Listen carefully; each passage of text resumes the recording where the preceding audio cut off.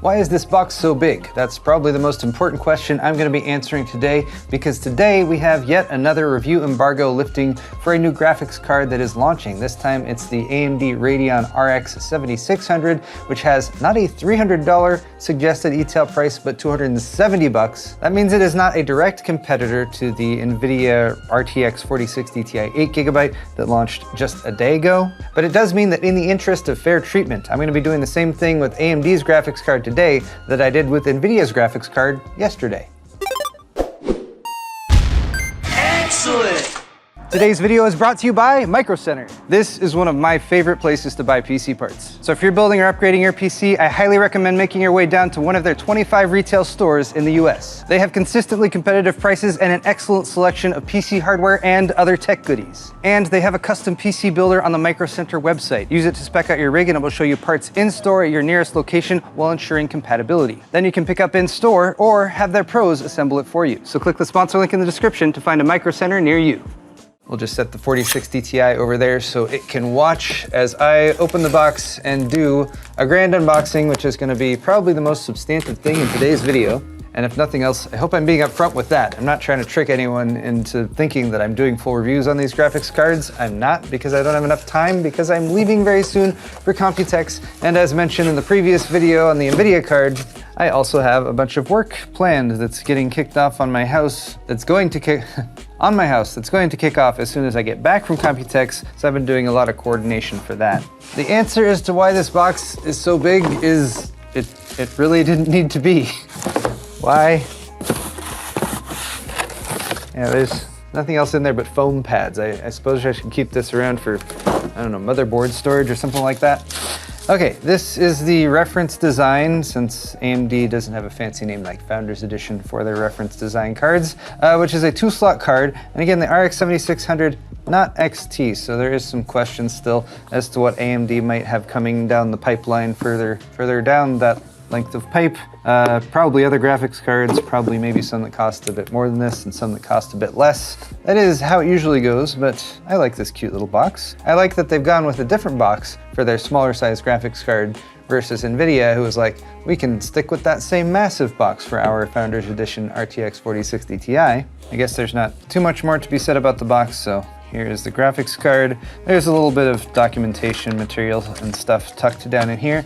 But another thing that they didn't need with this graphics card was some kind of dumb adapter. AMD fortunately has stuck with what works, which is an 8-pin PEG graphics power connector, PCI Express graphics power connector, and that can provide 150 watts. The bus can provide an additional 75 watts, so that's 225 watts that would be available, which again, more than enough for this 160 watt TGP 4060 Ti. But beyond that, this card has a look that's very similar to the RX 7000 series cards that have come out so far. It maintains a pretty premium feel despite being, of course, much smaller. With a 2-fan cooling solution, they've also maintained the sort of 3 red stripes there for RDNA 3, which I think is a nice little accent. Just a few small red accents scattered throughout this card, and we have the same video outs as well, in case you're wondering, with 3 display ports and 1 HDMI. All of our aluminum fins for cooling are also nicely finished in black, so again, just maintains a really nice, clean look for this card overall. So good job, AMD, with your reference design for these cards. But of course, we will be seeing third-party designs of this card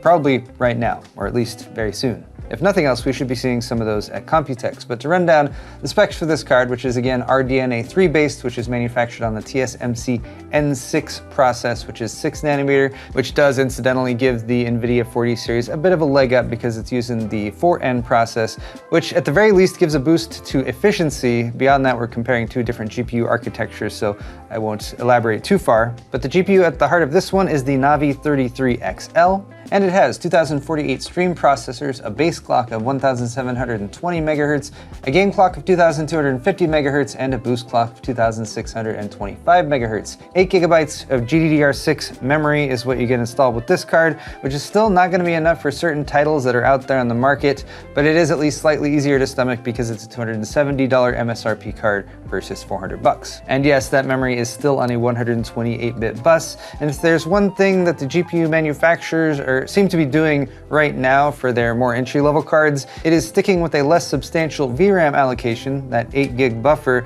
which will likely lead to the need for an upgrade sooner rather than later. Beyond that though, the memory is running at 18 gigabits per second, at 288 gigabytes per second of total bandwidth, and the board power for this card is 165 watts. So again, slightly less efficient than NVIDIA's 40 series right now. And the other thing to note is that it's a PCIe Gen 4 by 8 connection. And if you're running a PCIe Gen 4 capable motherboard, plenty of bandwidth for this card. That's also plenty of the bandwidth for a 4060 Ti for that matter, since it uses the same interface. But if you're dropping either of these cards into a slightly older system as an upgrade that's limited to PCIe 3.0 speeds, then you're going to be at PCIe 3.0 by 8 instead of by 16, and that is a bandwidth limitation that could affect performance. So that is a bit of a frustrating decision by both AMD and NVIDIA for this generation of the lower or mid-tier cards on the 40 series stack and the 7000 series stack. These are often pitched as drop-in upgrades for people who have existing systems, but for anyone, again, who's running PCIe 3.0, you should very much keep that in mind and check out some PCIe 3.0 versus PCIe 4.0 reviews with these cards to see how much it will actually affect performance depending on the game that you're playing. And once again, because I'm doing a very basic video due to time limitations for this card, I will post some links down in the video's description that have actually run tests on the card, and that should give you a better idea of performance for launch day reviews. That is what I did for the 4060 Ti.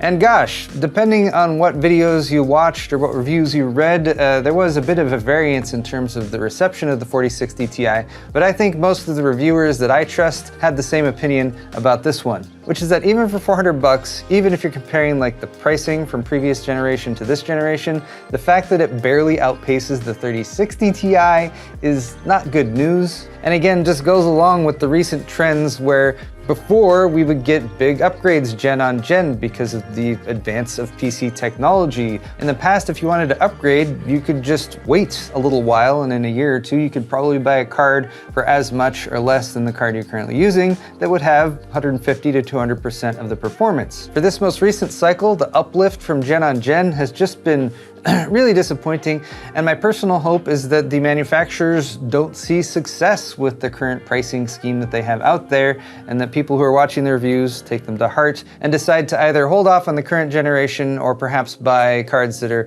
a generation behind, because there are plenty of used deals out there on the market right now. But that is sort of my launch day quick hit. I also wanted to reply to at least a few of the comments from yesterday's video. A lot of people seem very excited about the idea of me moving back home. And I am very excited too, because I think I'm going to have much more enthusiasm for working on the projects that I'm going to be working on. They might not have as broad of an appeal, but I'm not necessarily going for like crazy high view counts on the videos I'm going to be making. I'm just going to be making videos for myself to document the work that I do, as well as for my core audience members who have been watching my channel for a really long time, who like seeing the behind the scenes stuff as well as the benchmark and review stuff. Not that today's video is a very good example of that. But once again, guys, give me just a few more days and I'll be coming at you with some Computex content. I'm going to be doing a little bit of travel content before I get into the actual tech products that are launching, which is going to be coming next week. And in the meantime, if you enjoyed this video, hit the thumbs up button. You can also leave me a comment down below if you have any suggestions for my trip, feedback, awesome ideas for Joe and I when it comes to international travel, since we're a little bit out of practice with that. And of course, subscribe to my channel if you're not already. And you can also check out my store at paulshardware.net, where you can buy shirts, mugs, pint glasses, and all manner of high quality merchandise to help support my channel. Thanks again for watching this video, you guys, and we'll see you in the next one.